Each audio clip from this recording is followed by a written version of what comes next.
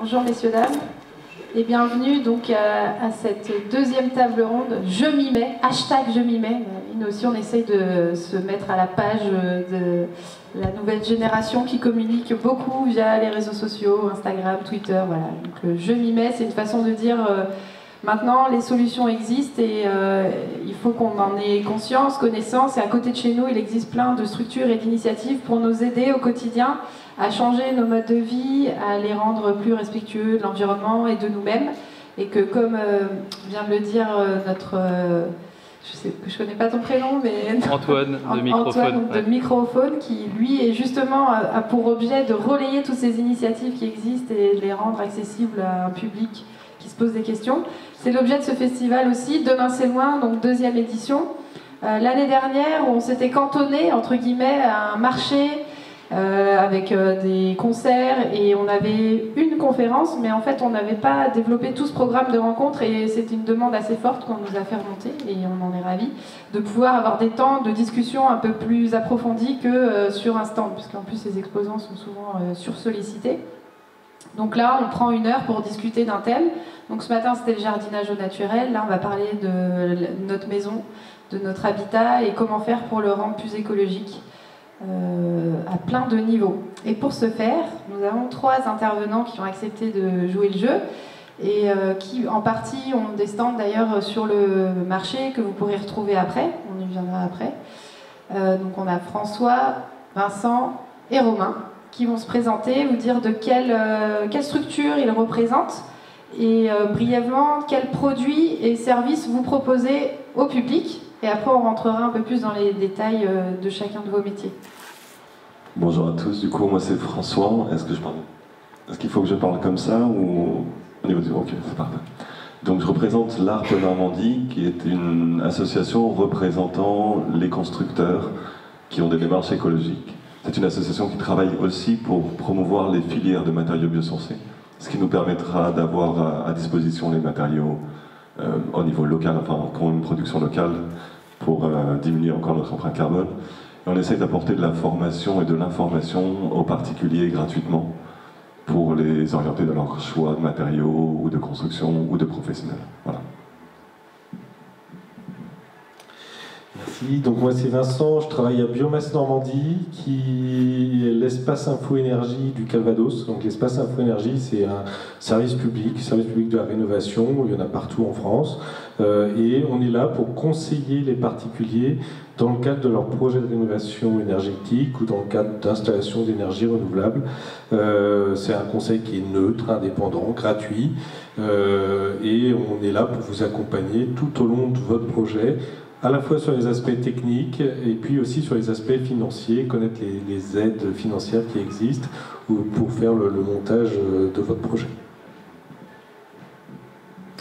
Oui, bonjour, donc Romain, je représente la COP 5%, donc une société d'intérêt collectif qui regroupe plusieurs activités en fait, donc on peut appeler un tiers-lieu pour prendre une expression qu'on entend beaucoup aujourd'hui, avec donc une épicerie, une cantine, et puis surtout une ressourcerie, ce qui va nous intéresser aujourd'hui, avec aussi un lien avec des ateliers de valorisation, donc ce qui a un intérêt pour l'aménagement de la maison. Voilà. Très bien, merci à tous les 3. Alors, je vous propose qu'on fasse une intervention un petit peu logique. On a essayé de préparer ça en fait en 3 temps, vu que vous êtes 3 intervenants. Tout d'abord en commençant avec François sur les questions de construction, voire de rénovation. Mais imaginons voilà, que vous avez un habitat à construire, vous partez de zéro. Qu'est-ce que François et l'ARP auraient à nous dire à ce sujet pour vous donner des bons conseils dans votre projet? Ensuite, avec Vincent, on verra plutôt la partie consommation dans votre futur habitat ou dans celui que vous avez actuellement. Comment faire pour le rendre moins énergivore, notamment quelles sont les techniques qui existent pour limiter votre empreinte carbone. Et enfin, avec Romain, on ira plus sur la partie équipement, décoration, j'ai envie de dire, mais surtout équipement. Dans votre maison, il va falloir y mettre un certain nombre d'appareils. Et comment on fait aussi à ce moment-là pour d'appareils et de mobilier, comment on fait à ce niveau-là pour réduire son empreinte, parce que c'est aussi source de dégâts écologiques assez énormes, notre consommation liée au mobilier, aux appareils électroménagers. Et dans ces 3 domaines, eh ben, on a 3 personnes qui peuvent vous apporter des solutions très concrètes localement. Et donc je vous propose voilà, qu'on fasse ça en 3 temps. Et puis peut-être que les questions, on les regroupe à la fin, sauf si, en fait, on verra. Si vous avez vraiment des questions qui vous brûlent les lèvres, on pourra forcément les prendre au fur et à mesure. Alors du coup, François, voilà, quelqu'un qui aurait envie de se lancer dans l'aventure de la construction et de l'éco-construction.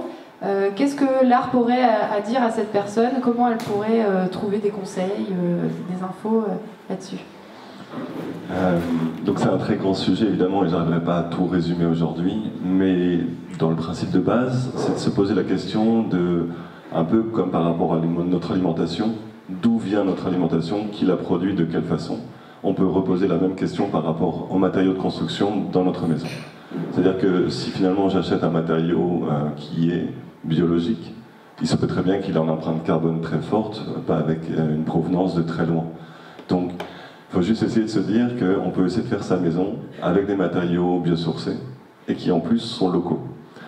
Et comme ça peut paraître un peu difficile d'appréhension et de connaissance et qui sera capable de le faire, c'est bien de connaître du coup le réseau de l'ARP pour justement avoir ces supports d'information et de professionnels pouvant aider, accompagner ou de techniques juste. Donc du coup pour ça on va essayer de faire en sorte qu'il y ait de plus en plus de structures qui pourront redistribuer les matériaux biosourcés aux usagers localement. On va essayer en même temps de travailler sur la transmission du savoir en organisant des chantiers participatifs où du coup là il y aura véritablement une transmission de savoir entre un professionnel qui vient animer un chantier de bénévoles, d'une douzaine de bénévoles par exemple, pour que ça reste convivial et pas l'usine, toujours dans cette question d'intensité sociale en fait. On sait très bien que la construction industrielle économise beaucoup de main-d'œuvre de par l'énergie dégagée par un atome fossile, et que si on le remplace par un travail humain, ça demande beaucoup plus de temps, beaucoup plus d'énergie, mais c'est aussi un vecteur de lien social très fort. Et donc du coup, on met beaucoup l'accent sur ce savoir-faire des artisans qui se perd au fur et à mesure, et on essaye de valoriser tout ça avec la notion de transmission. Donc en organisant des chantiers participatifs avec des matériaux locaux redistribués sur le territoire, enfin en tout cas réidentifiés sur le territoire, on va essayer de diminuer l'empreinte carbone des matériaux de la construction déjà. Par exemple, aujourd'hui construire en béton, ça consomme énormément de sable, c'est la 3e ressource mondiale la plus exploitée, alors que finalement on pourrait tout à fait construire avec des bottes de paille directement, ça rapporte le même principe d'opacité de mur qu'on recherche dans un bloc de béton. Et structurellement, on est tout à fait capable de construire, soit avec une ossature bois, soit pour le plus audacieux, directement en paille porteuse, une maison qui sera tout à fait conventionnelle, puisque d'apparence, elle n'aura aucun changement par rapport à une maison conventionnelle.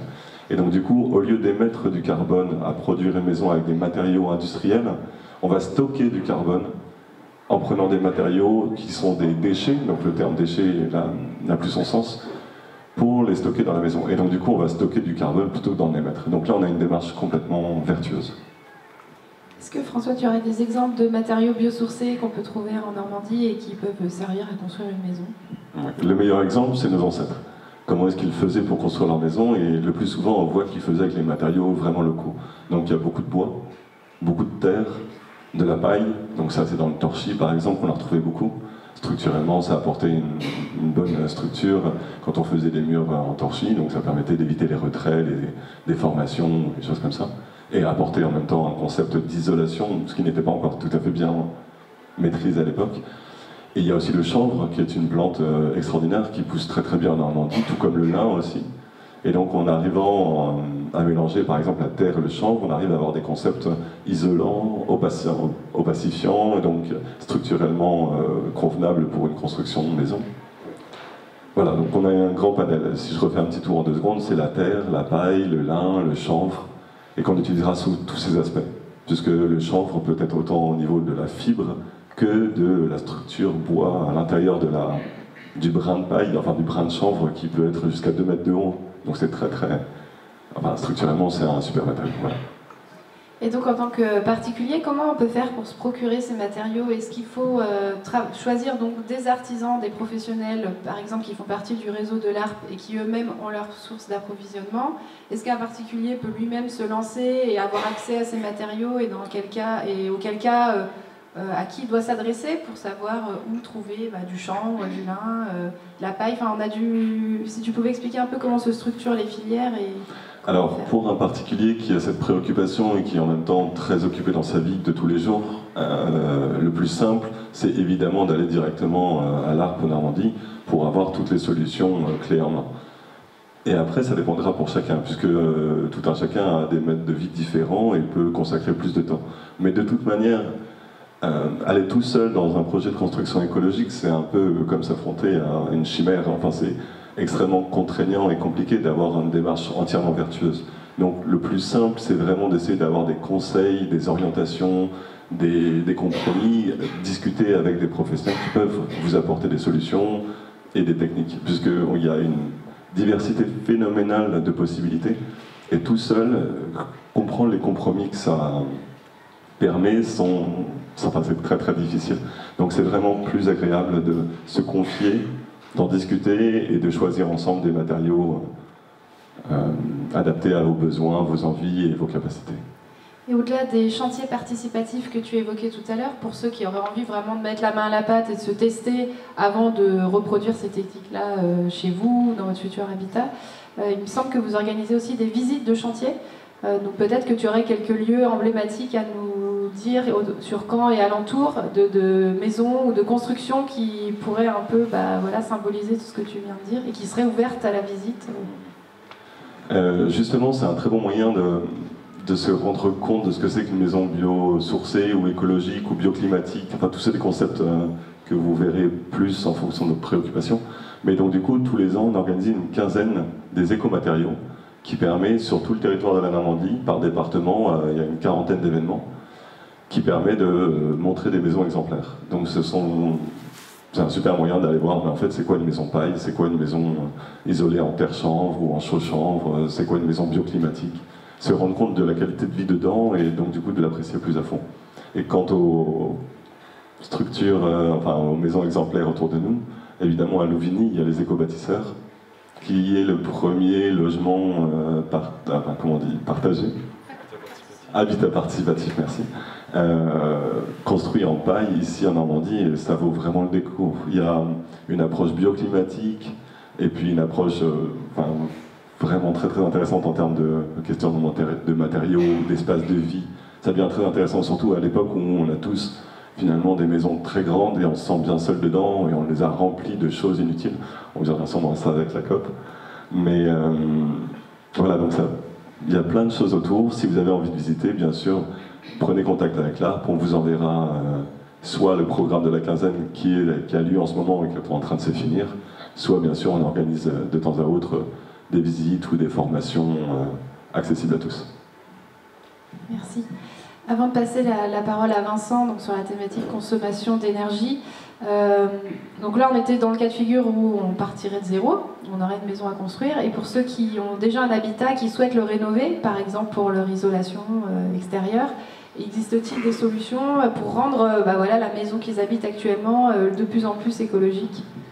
C'est essentiel à se poser comme question, tout à fait, puisque si on veut isoler sa maison pour réduire la consommation d'énergie, ne serait-ce que par rapport au chauffage, enfin principalement c'est la première raison, et bien du coup c'est intéressant de se demander si les matériaux qu'on va choisir pour isoler cette maison ne vont pas eux aussi consommer beaucoup plus d'énergie que les gains énergétiques qu'on pourrait faire en isolant la maison. Enfin, je ne sais pas si j'ai été très clair, mais l'idée c'est de se dire finalement je vais isoler avec des matériaux qui vont me faire gagner de l'énergie dans ma consommation d'énergie, quotidienne de chauffage, mais en même temps qui ne vont pas dégager même une énorme quantité d'énergie ou consommer beaucoup d'énergie. Tu veux dire pour leur extraction, c'est ça, ouais. Pour que ces matériaux arrivent jusque chez nous, il y a un bilan carbone en amont qui fait que quand on met les deux en balance, au final, c'est peut-être pas si génial que ça. Ouais. Et puis surtout, en fait, il faut faire très attention. Les maisons traditionnelles, surtout, fonctionnent sur un principe de respiration naturelle. La maison transpire. Donc l'humidité de la maison qui existe, de toute façon, on n'aura jamais une maison sans humidité, il ne faut pas. Donc les murs sont constitués d'eau. Il y a de l'eau dedans, une certaine proportion. Donc il faut absolument qu'il y ait un flux libre de l'eau de l'intérieur de la maison vers l'extérieur. Et donc pour ça, les matériaux biosourcés permettent justement cette transmission par capillarité, alors que les produits plus conventionnels comme le polystyrène, le polyuréthane et puis d'autres laines minérales ont moins cette faculté de capillarité, donc d'extraire de l'eau. Et donc du coup, une isolation pourrait apporter des problèmes d'humidité, de surcharge d'humidité dans la maison, peut-être de mérule, donc c'est un champignon qui s'attaque au bois, et une fois qu'il est dans la maison, c'est catastrophique, ou enfin, d'une façon, à partir du moment où la maison est trop humide, on s'y sentira mal, et donc on augmentera le chauffage pour se sentir un peu plus au chaud, et finalement c'est un cercle vicieux de consommation énergétique. Donc voilà, il faut faire très attention à son humidité dans la maison. Et sur la question des isolants encore, est-ce que tu aurais des exemples de matériaux spécifiques pour isoler une maison qui soit écologique? Parce que tu as cité la paille tout à l'heure, qui peut être ajoutée à une maison déjà existante, en fait, si je ne me trompe pas. Mais on entend aussi parler de textiles recyclés, je crois. Oui. Existe-t-il d'autres C'est vrai que dans mon discours, je n'ai peut-être pas évoqué les autres matériaux biosourcés qui sont un peu plus industriels, mais il y en a aussi beaucoup, et évidemment l'ARPE Normandie les promeut aussi dans les cas opportuns. Évidemment, nous on essaie d'avoir véritablement une démarche la plus complète, mais on s'adaptera aux besoins et à la capacité de chacun d'avoir cette réflexion. Et donc du coup, évidemment, il y a des concepts tout à fait intéressants comme le métis, donc ce sont des habits qu'on ne met plus, qui sont jugés plus à la mode ou je ne sais pas quoi, qu'on n'a pas rapporté à la COP 5%, et donc du coup ils pourraient être valorisés, ou même qui sont rapportés à la COP 5% et qui seront valorisés pour faire un isolant ou des laines de bois, qui ont du coup des capacités plus intéressantes que les autres matériaux minéraux, enfin en tout cas les isolations minérales, parce que c'est une question de densité en fait. À partir du moment où il n'y a pas de densité, le matériau ne se tient pas. Et donc une laine minérale qui a une très faible densité, on sait qu'elle va se tasser dans le mur. Et donc du coup, vous allez créer un pont thermique très très rapidement et puis d'autres problèmes.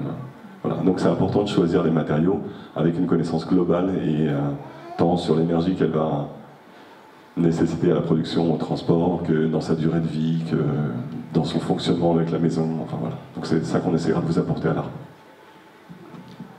Merci François. Du coup, transition avec Vincent. Donc, sur les questions de consommation d'énergie, tu as parlé de pont thermique, d'isolation. Je pense que Biomasse, vous êtes là aussi pour aider les personnes qui se posent beaucoup de questions pour mieux isoler leur maison et donc consommer moins d'énergie, moins de chauffage, moins d'électricité. Oui, tout à fait.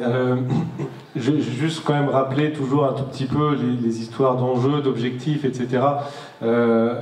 On sait que si on regarde les émissions de gaz à effet de serre, le secteur de l'habitat est un des gros émetteurs, même généralement le principal. Ça dépend un petit peu des territoires, mais chez nous c'est le cas. Et du coup, pour essayer de limiter le réchauffement climatique, il y a des objectifs assez précis et assez ambitieux qui ont été fixés. Un des objectifs, pour être assez simple et pour pas vous noyer dans les chiffres, c'est de faire des maisons, que tous les logements soient au niveau bâtiment basse consommation à l'horizon 2050. Alors, les constructions neuves, il y a la réglementation thermique qui fait qu'effectivement, elle rentre dans ce cadre-là. Mais la question, c'est tout le parc existant. Comment est-ce qu'on fait pour l'amener à ce niveau de performance qui est presque au même niveau qu'une maison neuve, en fait. Et c'est pas toujours simple, ça dépend des maisons. Et surtout, ce qu'il faut voir, c'est que pour faire ça, il faut avoir une vision globale du bâtiment. On ne peut pas se dire juste ok, ce qui est le plus efficace aujourd'hui, c'est d'isoler mes combles. C'est peut-être ça qui est le plus efficace, effectivement. Mais si on n'a pas une démarche globale de réflexion, on va avoir du mal à atteindre un objectif de performance. Et donc nous, on est là justement pour essayer d'accompagner les particuliers, faire le lien avec les professionnels pour viser cette rénovation globale. L'idée, en gros, pour faire simple, c'est de diviser par 4 les consommations de la maison. Alors souvent, on nous dit « Ah mais c'est pas possible chez moi j'ai une maison ancienne, on ne peut pas y arriver ». Il y a toujours des solutions. Alors effectivement, c'est plus ou moins compliqué, mais on peut toujours trouver des solutions. Voilà. Alors les solutions, si on devait les détailler, est-ce qu'il y a la question du chauffage, de changer de mode de chauffage, la question de l'isolation, peut-être d'autres grands thèmes comme ça à explorer? Ouais, donc c'est ce que je disais, l'idée c'est d'avoir une vision globale. Alors pour ça, généralement, en fait, quand on lance un projet, on commence par faire un audit énergétique, on fait une cartographie de la maison et on voit effectivement qu'est-ce qui est prioritaire, comment chaque travaux peut impacter sur la performance globale, et du coup on sort un scénario où on va travailler à la fois sur l'enveloppe, c'est-à-dire les murs, le sol, la toiture, et puis aussi sur les équipements, donc les équipements de chauffage, mais aussi la ventilation. Voilà, mais de toute façon il faut essayer d'avoir l'ensemble de ces éléments pour pouvoir sortir un vrai projet, quoi. Et pour ça, il existe des aides, si je ne me trompe pas. Donc, au-delà de l'aide au conseil qu'apporte l'espace Info-Énergie, les gens qui ont envie de se lancer dans la rénovation énergétique, comme ça qu'on dit, comment peuvent-ils être accompagnés? Alors, oui, on a aussi un rôle de conseil et d'information sur les aides parce que c'est un peu la jungle, un peu beaucoup. Les aides évoluent, on entend un peu de tout, on entend parler des isolations à 1 euro, donc on est aussi là pour essayer de préciser les choses, de savoir exactement à quoi correspondent ces aides, qui y a droit, dans quel cas. Et alors il y a des aides qui sont sous condition de ressources, il y a des aides pour tout le monde. Donc voilà, c'est souvent compliqué et c'est pareil. Pour essayer, l'idée c'est de maximiser le projet, c'est-à-dire que vous avez un budget de rénovation, et ben on va essayer de tirer le mieux parti de ce budget-là et d'aller chercher les aides qui sont adaptées à votre cas. Voilà. Et voilà, ça sert à rien que je rentre dans le détail des aides parce que ce serait trop compliqué et en plus vraiment ça dépend de chacun. Donc l'idée c'est bien que vous puissiez venir nous voir. Donc là on a un stand mais on a aussi donc, des permanences sur tout le Calvados. Pour prendre un rendez-vous et puis regarder exactement quel est votre projet, en fonction de ça vous orienter. Est-ce que le rôle de l'espace Info-Énergie, c'est aussi d'orienter vers des matériaux biosourcés, comme le disait François avant? Est-ce que voilà, vous avez dans votre logiciel cette attention à porter avec quoi je rénove ou comment j'isole? Alors pas spécifiquement sur les matériaux biosourcés, c'est-à-dire que nous on doit rester neutre à la fois vis-à-vis des techniques et vis-à-vis des professionnels. Néanmoins, on sait très bien que sur certains bâtiments, et en particulier tout le bâti ancien, les matériaux biosourcés sont les matériaux qui sont les plus adaptés. Mais c'est pareil, c'est pas forcément tous les matériaux biosourcés. C'est-à-dire que donc par rapport à chaque technique et chaque maison, on va dire bah oui ça c'est adapté, ça c'est pas adapté. On va effectivement pas isoler un mur en pierre de Caen avec du polystyrène. Voilà, en tout cas on va le déconseiller. Et est-ce que tu aurais un ou deux exemples de projets que tu aurais accompagnés, que l'espace Info-Énergie aurait accompagné, que tu trouves assez exemplaires et que tu aurais envie de partager avec les gens, d'où les personnes qui sont venues te voir, d'où elles partaient et au final dans quel habitat elles se sont retrouvées quelques mois plus tard? Tu peux réfléchir quelques minutes à cette question si ça ne vient pas naturellement. Mais... Là c'est une colle, là j'ai pas préparé la question. Oui, parce que Vincent n'est pas dans ce poste depuis très longtemps non plus.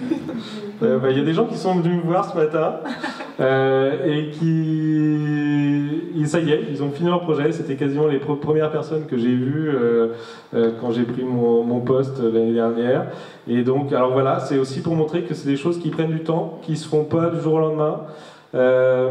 Et voilà, ils sont venus me voir en disant bah ça a changé notre vie. On vit plus la maison de la même manière parce qu'au-delà de l'aspect énergétique, c'est toute la notion de confort qui change aussi.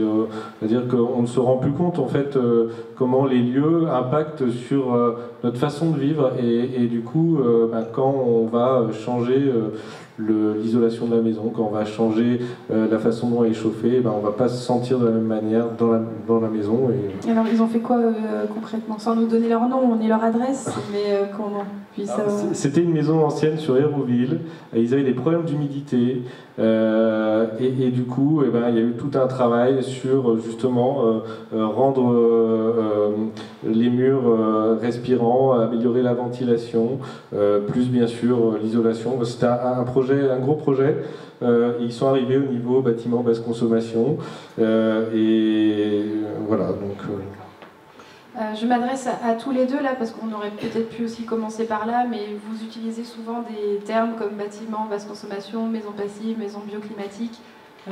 Personnellement, je suis un peu perdue, je ne sais pas si c'est le cas des personnes ici, mais est-ce que l'un d'entre vous, tous les deux, vous pourriez essayer de nous faire un petit topo sur le pire jusqu'au meilleur de toutes ces normes? Je pense qu'on peut dire que c'est... Je ne sais même pas si on peut dire que ce soit des normes justement. Bon, le pire c'est très simple, et vous le savez, c'est la maison la moins chère. C'est la maison Phoenix, c'est les trucs comme ça, c'est les maisons sans aucune préoccupation de quoi que ce soit. On va juste vous mettre 4 murs, un toit, et voilà, c'est 50 000 €. Les maisons des promoteurs immobiliers qui vous vendent les merveilles d'un confort de vie que non, c'est pas comme ça. Donc du coup, ça c'est vraiment la base. Et après, sont venus plein de normes qui sont arrivées. Donc il y a eu les premières RT, c'était 78, je sais pas. Enfin, le premier questionnement qu'on a eu, c'était avec les crises pétrolières, évidemment. Et là, on s'est dit, bon, on a quand même des maisons qui consomment pas mal d'énergie, puis l'énergie, ça commence à coûter un peu d'argent. Donc on va les isoler. Donc ils ont commencé à mettre des petites feuilles d'isolation. Ça a commencé avec comme ça. Et puis, moi je me rappelle surtout de la RT 2005, la RT 2012, qui a été mise en application. Ça veut dire quoi, RT? La réglementation thermique. 2005 puis 2012, c'est ça? Ouais, mais il y en a eu d'autres entre-temps, bien Donc sûr. ça, c'est des règles imposées par l'État aux constructeurs? C'est ça. Pour dire vous devez atteindre telle efficacité énergétique. C'est ça. Donc, par exemple, un mur ne doit pas avoir plus de temps de déperdition énergétique. Bon, en soi, les méthodes évoluent, et autrefois, on était plus sur des obligations de moyens. C'est-à-dire qu'on disait un mur doit pas dépenser plus de tant de calories, pas perdre plus de tant de calories. Aujourd'hui, on n'est plus dans cette mentalité-là. On va parler de réglementation, c'est la RE, réglementation énergétique, environnementale, merci, 2020. Et donc du coup, on n'est plus du tout sur ces moyens, on est sur maintenant un objectif de résultat. Donc on nous dit la maison globale ne doit pas dépasser ça. Mais peut-être que tu me compléteras beaucoup mieux. Oui, juste pour compléter, toute cette réglementation, c'est que sur le neuf. En fait, il n'y a rien, ou quasiment rien, sur l'existant. Or, l'enjeu, il est beaucoup sur l'existant. Pour se donner une petite ordre de grandeur, une maison classique moyennement isolée du parc français, c'est 250 kWh par mètre carré et par an. Donc ça veut dire que déjà, forcément, plus on a grand, plus on consomme. Ça, c'est un truc qu'il faut aussi se mettre dans la tête, que les maisons grandes, c'est bien, mais il faut les chauffer et ça consomme. Donc 250 kWh par mètre carré par an. Une maison neuve aujourd'hui dans le Calvados, c'est autour de 80 kWh par mètre carré par an. Et une rénovation performante, voilà, on est entre 80 et 100 kWh. Donc c'est ça. Par rapport à ma question sur la maison passive ou la maison bioclimatique, en fait on parle de la même chose dans les deux cas, et ça veut dire quoi La maison bioclimatique, c'est une maison qui va essayer de faire un peu comme l'être humain, s'exposer le plus au soleil devant soi, et faire le gros dos au vent, à la pluie. Donc c'est une maison qui s'inspire un peu du vivant, bioclimatique. Voilà. Et on va essayer d'optimiser tous les apports énergétiques gratuits qu'on pourrait valoriser. La maison passive, c'est une maison qui est tellement poussée dans son étude et dans son isolation que finalement, ça n'a plus aucune importance. On pourrait avoir toutes les baies vitrées au sud, ce sera des baies vitrées type triple vitrage, avec tout le temps des parois d'une efficacité telle que du coup, elle sera extrêmement peu déperditive. Donc voilà, ce sont juste des concepts différents, et l'approche... La maison passive, en fait, elle est autonome en énergie, ainsi que la maison bioclimatique. C'est ça aussi un peu l'enjeu? Non, bon, allez, je vous embrouille. Non, mais c'est effectivement plein de termes différents. L'idée de la maison passive, effectivement, c'est quasiment plus avoir besoin de chauffage. Mais effectivement, on peut très bien faire une maison passive tout en polystyrène. Voilà, est-ce que c'est adapté? Est-ce que c'est logique? Voilà. Je vois l'idée. Oui, François. Puisqu'on est vraiment sur le terme de home, green home, et c'est énormément aussi de produits, quand on isole les maisons, il y a énormément d'allergènes qui peuvent être rajoutés dans les rénovations, dans les constructions. Une maison neuve, c'est finalement assez dégradant pour la santé des gens qui vivent dedans, les peintures, enfin ces odeurs, vous les percevez, voilà. Donc c'est aussi intéressant de se poser la question de finalement qu'est-ce qu'on donne aux gens comme habitat, comme structure de vie. Voilà. Tout à fait. La question de la pollution de l'air intérieur, on n'avait pas forcément prévu de l'aborder, mais si vous avez des données, ou Romain, peut-être pas forcément. Non. Mais juste avant de passer la parole à Romain sur l'équipement de la maison, est-ce qu'à ce stade, vous avez des questions sur des aspects qu'on vient d'aborder, sur la construction, la rénovation, la consommation d'énergie, l'isolation? Est-ce que ça vous paraissait? Oui, allez-y. Sur vous avez parlé de Alumini. C'était quoi exactement? Les éco-bâtisseurs. Ouais, et ça correspond à quoi? C'est quoi l'idée? Ça fonctionne comment? En fait, c'est 13 familles qui ont décidé d'acheter un terrain ensemble et d'essayer de voir comment optimiser les constructions sur ce terrain. Et donc, en mutualisant des espaces, à la fois des espaces extérieurs, des jardins, et puis une salle commune aussi, mais aussi des équipements. Donc l'idée, c'est de se dire comment est-ce qu'on peut peut-être diminuer la surface de chacune de nos maisons parce qu'on aura créé une chambre d'amis commune dont on ne se sert pas tous les jours, des choses comme ça. Donc ça, c'est ce qu'on appelle l'habitat participatif. Donc c'était un des premiers projets sur la Normandie, celui de Louvigny. En ce moment, il y en a un qui est en phase de construction sur Caen dans le secteur Calmette. Et il y en a un autre projet plutôt en phase de conception sur Verson, dans l'écoquartier de Verson, sur la même démarche. D'ailleurs, ils auront un stand demain ici pour... en fait, ils cherchent, je crois, encore une ou deux familles pour compléter leur groupe de départ et pouvoir entamer des démarches vraiment plus techniques et plus concrètes, voilà, à Verson. Et là, concrètement, sur Longvigny, ça c'est... en fait, ils ont fait des bandes de maisons. C'est de la construction paille, ossature bois, remplissage paille. C'est derrière l'Intermarché. Ceux qui veulent juste jeter un œil, vous pouvez y aller très facilement. C'est derrière l'Intermarché à Longvigny. Voilà. Et ça ne jure pas dans le quartier. Au contraire. Avec un petit îlot de verdure au centre, justement, des jardins, et même un fournil bio au milieu. Ils ont même leur boulanger bio, alors qui fournit au-delà de ce quartier, mais ils ont pu l'intégrer après coup, si je ne me trompe pas, sur le site de leur copropriété. Alors, je me tourne maintenant vers Romain. Romain qui représente la COP 5%. Donc, pour ceux qui ne connaissent pas la COP 5%, donc c'est, comme tu disais, une société coopérative d'intérêt collectif. Donc c'est en fait une société qui a été créée par des citoyens qui voulaient répondre à certaines de leurs problématiques, notamment en termes d'alimentation et puis d'équipement de la maison, et qui avaient tous une grosse préoccupation écologique. Donc je crois qu'aujourd'hui c'est des centaines de citoyens investis, sociétaires. Voilà, plus de 400, mais tu vas nous raconter tout ça et nous dire quelles sont vos différentes activités. Puis aujourd'hui, on va plus se focaliser sur la partie ressourcerie notamment. Oui, je disais en introduction, donc, on regroupe plusieurs activités liées entre elles, puisqu'on aime employer l'expression d'écosystème. Donc avec une cantine d'un côté, une épicerie, l'une et l'autre fonctionnant ensemble, puisque les produits de l'épicerie alimentent la cantine. Produits le plus possible biologiques et locaux. Le thème d'aujourd'hui m'induit évidemment à parler plus de la ressourcerie. Donc il fonctionne à travers des collectes dans les déchetteries. Et on découvre tous les jours des choses assez qui nous interrogent toujours sur notre société de consommation et sur ses excès. Et voilà. Et ça marche aussi évidemment par l'apport volontaire de personnes qui viennent chez nous.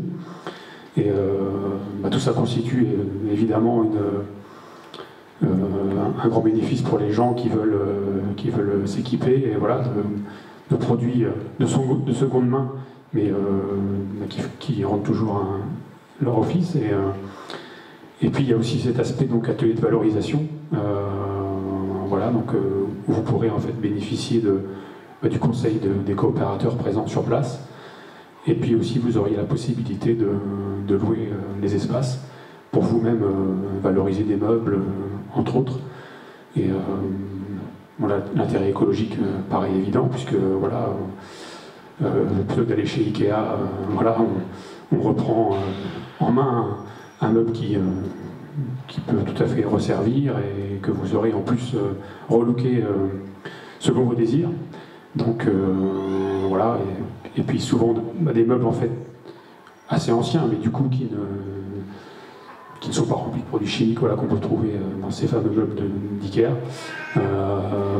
Voilà, et puis aussi, au-delà de l'aspect ameublement, il y a aussi l'aspect des produits ménagers, puisque alors on vend dans l'épicerie tout un ensemble de produits de base qui permettent donc de fabriquer des produits ménagers, écologiques bien sûr, voilà, que vous pourrez fabriquer vous-même. Et encore, ici, l'intérêt écologique est évident, puisque voilà, tous nos produits ménagers qu'on peut trouver en grande surface, entre autres, sont source de pollution d'eau et d'air. Et alors que voilà, les produits que l'on propose vraiment représentent une bonne alternative à tout ça. Voilà, petite parenthèse, je n'ai pas le programme avec moi, mais ce week-end, il y en a plusieurs ateliers autour de la fabrication de produits ménagers et ou cosmétiques qui sont prévus dans l'espace animation, si c'est un sujet qui vous intéresse. Et effectivement, à la COP, on peut trouver des matières premières pour ensuite le refaire chez soi. Tu disais que parfois, quand vous allez faire la tournée des déchetteries, vous voyez des choses aberrantes. Est-ce que tu peux nous témoigner de ce que vous trouvez, de ce que vous arrivez à remettre en service? Oui, bah c'est vrai qu'en termes de matériel IFI, je pense qu'on trouve souvent des choses presque neuves. Enfin, on a l'impression que c'est sorti du carton. Vous faites aussi du matériel électroménager et IFI? Alors oui, un petit peu de IFI, oui. Oui. Enfin, ça, de plus en plus, je crois, mais je parle sous contrôle de... Mais oui, c'est vrai qu'on est souvent assez subjugué quoi, par le grand gaspillage voilà, dont on témoigne dans les déchetteries. Oui. Il y a peut-être aussi que vous travaillez en lien avec la Générale Marabi, qui est une association qui permet justement aux citoyens d'apprendre à réparer eux-mêmes leur matériel électronique et électrique. Tu peux en dire un mot? Alors oui, je crois que oui, on commence à travailler un petit peu avec eux. C'est vrai que de ce point de vue-là, ça représente une aide assez importante pour nous, puisque le travail de collecte représente quand même un gros boulot. Et c'est vrai que cette expertise de réparation et de remise en marche nous apporte beaucoup, effectivement. Voilà, donc l'association Générale Marabi, elle organise des ateliers à peu près une fois par mois dans différents endroits de Caen ou de Caen-la-Mer. Vous pouvez apporter votre grille-pain défectueux ou votre écran d'ordinateur qui ne veut plus s'allumer pour pouvoir apprendre avec eux à le réparer. Donc ça c'est sur la partie IFI. Sur l'électroménager, vous avez aussi un atelier pour vous-même vous remettez en fait en circulation des lave-linges par exemple que vous pouvez récupérer. Alors, pour le moment non, on n'est pas encore là-dessus, mais on travaille en lien aussi avec une ressourcerie qui se situe à Bretteville-sur-Lez. Voilà, et c'est vrai qu'on leur apporte, ils viennent plutôt chercher ce type de gros matériel pour le remettre en marche. Voilà, donc, et donc en termes de tonnage, je crois que j'avais vu des chiffres circuler, je ne les ai plus en tête, ce qui passe à la COP ces dernières années. On parle de combien de tonnes de déchets que vous arrivez, enfin de déchets, excusez-moi, voilà, c'est un lapsus, ce n'est pas un déchet justement. Ce ne sont pas des déchets, ce sont des objets qui ne demandent qu'à revivre. Et on parle de combien de tonnes d'objets que vous arrivez à remettre en circulation? Ouais, j'avoue que j'ai pas tous les chiffres en tête, mais en tout cas, je pense que c'est vraiment un atout majeur du territoire, et je pense que la communauté urbaine commence à en prendre conscience, donc voilà, c'est bien. Ils commencent à prendre conscience qu'on est un partenaire important dans ce domaine. Donc aujourd'hui, la COP 5% a de nouveaux locaux. Tu peux nous en dire plus sur où vous êtes situé, comment ça se passe à l'intérieur, les différents espaces, les mètres carrés. Est-ce qu'on est comme chez Ikea, justement, parce qu'on n'arrête pas de les citer depuis tout à l'heure? Est-ce qu'il y a un parcours pour découvrir tous les différents univers, ou comment ça se présente à la COP? Je ne pense pas qu'on se perde à la COP, mais En tout cas, pour ceux qui ont connu nos anciens locaux, Cours Montalivet, je dirais qu'il n'y a rien à voir. C'est vraiment, en termes de luminosité et d'espace, même si on est un peu plus petit, mais bon, c'est nettement mieux aménagé. Donc on est au 33 route de Trouville. Donc c'est limite avec, c'est la frontière entre Caen et Mondeville. Et pas très loin de la Chiffaut, voilà, pour ceux qui connaissent. La Chiffaut spécialisée sur le textile et un peu sur le mobilier aussi, donc juste à côté. Ouais, donc on est un petit peu dans un secteur qui travaille un petit peu sur les mêmes thématiques. Et donc en termes d'espace, oui, c'est vrai qu'on entre d'abord sur le magasin donc, qui propose des produits issus de la ressourcerie. Et on a d'à côté donc l'épicerie située juste à côté de la cantine. Voilà, donc tout ça forme un lieu à constituer en fait de ces activités qui ont toutes des liens entre elles. Donc c'est vraiment l'intérêt, je trouve, de ce lieu. Voilà, c'est vraiment un plus sur le territoire de Caen-la-Mer, je pense. Très bien, merci. Donc voilà, on voit que presque, je dirais que la boucle est bouclée. On a même parlé un peu d'alimentation, mais il est possible de rendre sa maison plus écologique depuis sa conception jusqu'à son habillement, j'ai envie de dire. Est-ce que vous, qui êtes là, présent aujourd'hui, vous aviez connaissance de toutes ces initiatives? Est-ce que vous en connaissez d'autres qui pourraient venir compléter un peu ce panel et nous montrer que les solutions sont à côté de nous? Il s'agit juste de détourner le regard parfois loin des grandes enseignes et qu'en fait tout est là à des prix souvent plus abordables parfois souvent que ce que vous trouvez en neuf et que ça dure tout aussi longtemps, voire plus. On n'a pas parlé de l'obsolescence programmée, mais bon, c'est ce que tu disais en filigrane. Les meubles que vous récupérez, souvent, sont plus robustes et durent plus longtemps que ceux qu'on peut acheter neufs et qui cassent au bout d'un démontage, voire pas de démontage du tout. Donc il y a ça aussi à avoir en tête. Est-ce que vous avez des interventions, des questions pour compléter ce qu'on vient de se dire? Comme 5%. Mais c'est proche. C'est dans le même thème. Vous employez des gens en insertion ou c'est du personnel classique? Oui, on peut dire du personnel classique, oui, tout à fait. Donc avec une dizaine de salariés. Voilà, donc on a pu travailler aussi faire travailler des migrants et voilà. Mais on accueille vraiment toutes les personnes de bonne volonté, et notamment sur les ateliers de valorisation, les gens qui ont une expertise et une connaissance en termes d'artisanat, par exemple. Oui. On est preneurs, évidemment. Et en plus, vous êtes autofinancé. Oui, alors c'est vrai que c'était vraiment un projet économique avec un business plan, voilà, puisqu'il faut employer cette expression-là, même si voilà, on n'est pas trop fan, mais disons que oui, alors on a pu bénéficier d'un local qui nous a été accordé par la ville de Caen, mais maintenant donc on est dans un local d'un bailleur privé. Voilà, donc effectivement on fonctionne de manière indépendante. Donc les déchets ont de la valeur. Les déchets ont de la valeur totalement, oui. Les fameux soi-disant déchets. Avez-vous d'autres questions ?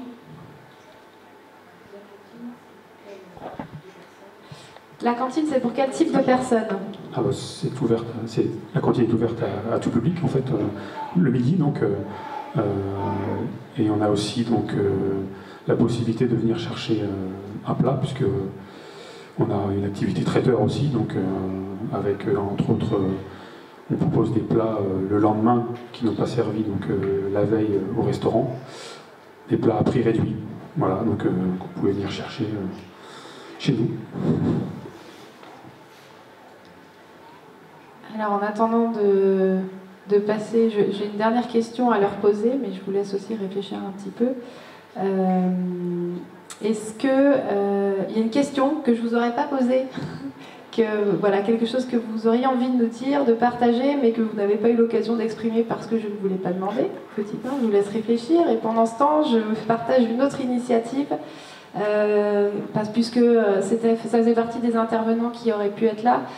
En fait, le CPIE Vallée de l'Orne, donc, qui est une association basée à Caen et qui travaille autour de la sensibilisation à l'environnement, l'éducation au développement durable, a développé un outil qui est assez remarquable qui s'appelle l'Eco-Appart.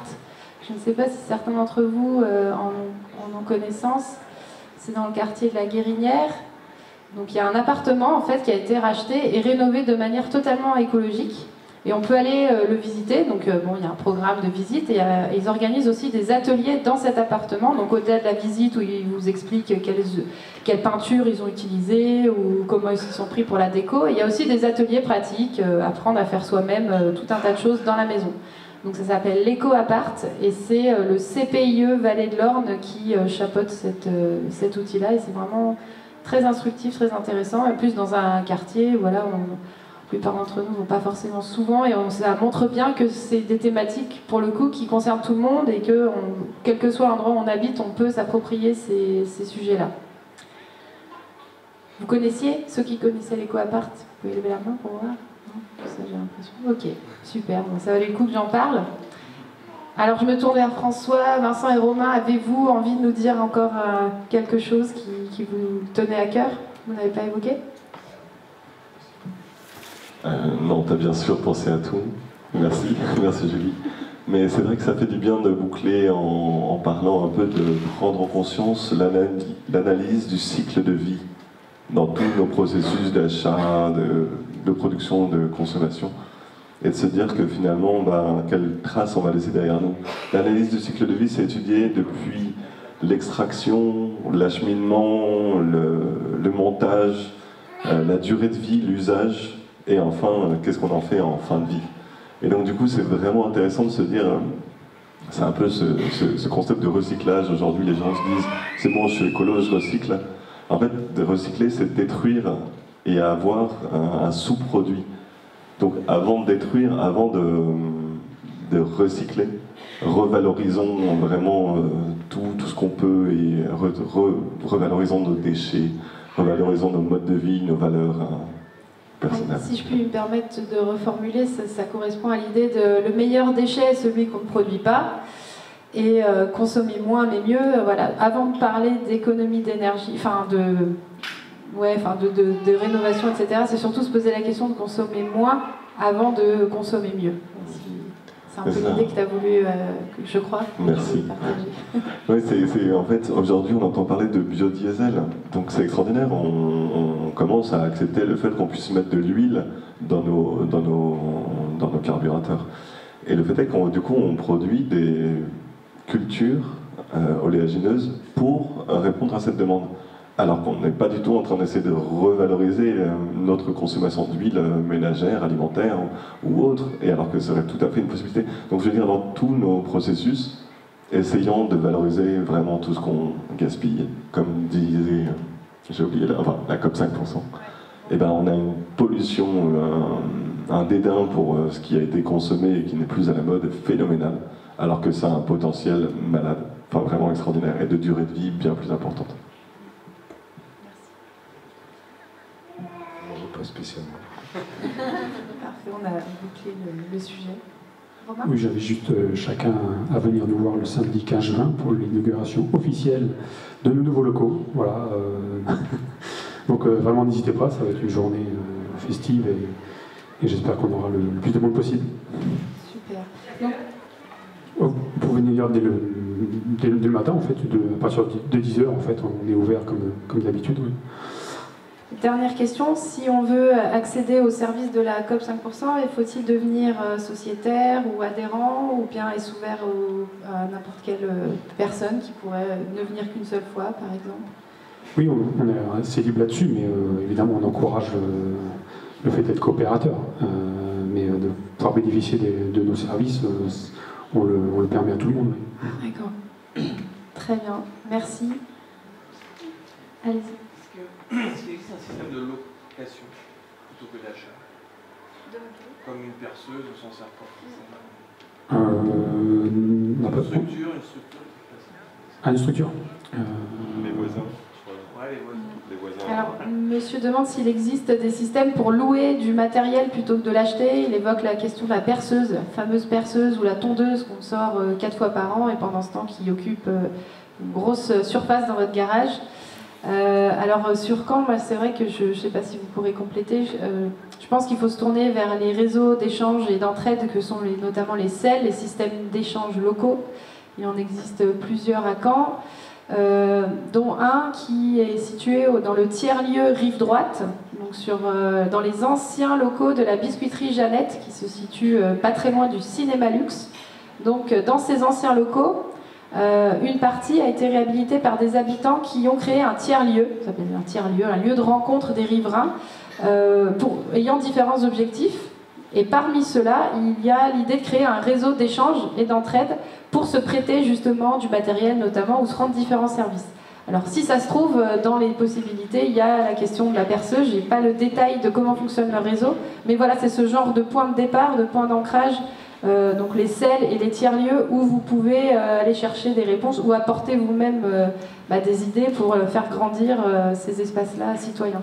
Peut-être en connaissez-vous d'autres sur Caen-la-Mer de systèmes d'échange? Oui. Si je peux faire, j'ai plus le nom, je suis désolé, mais il y a un site internet qui permet justement l'allocation et de proposer c'est bien l'allocation, Il en existe plusieurs, mais le problème, l'enjeu de ces sites, c'est d'arriver à avoir suffisamment d'offres à l'échelle au moins d'une ville. Et pour l'instant, je ne connais pas de site qui soit bien fourni sur l'ensemble des villes de province, entre guillemets. Souvent, ça fonctionne bien pour les grandes villes que sont Paris, Marseille et Lyon. Et quand on va au-delà, il faut aller chercher des initiatives un peu plus localisées.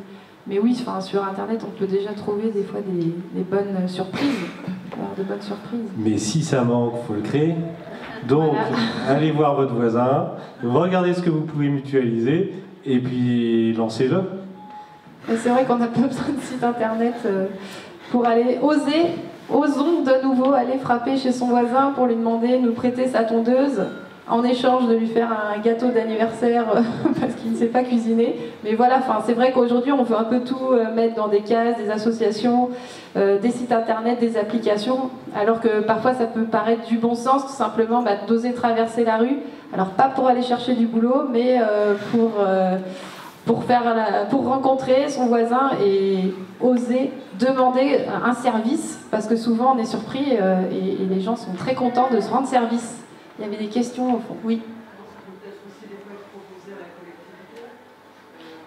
Je pense à notre passage qui est relayé dans le magazine Caen-la-Mer, que Swisto expérimente avec Mobility pour pouvoir utiliser un véhicule à l'heure et à la journée. Oui, les initiatives citoyennes souvent demandent le soutien des collectivités, mais il faut déjà qu'elles se constituent.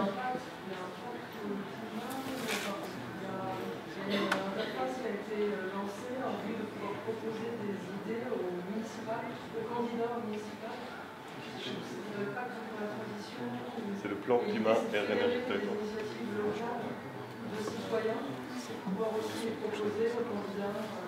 Pour le municipal. Oui, c'est vraiment certainement l'échelon le plus pertinent pour toutes les initiatives qu'on est en train de citer.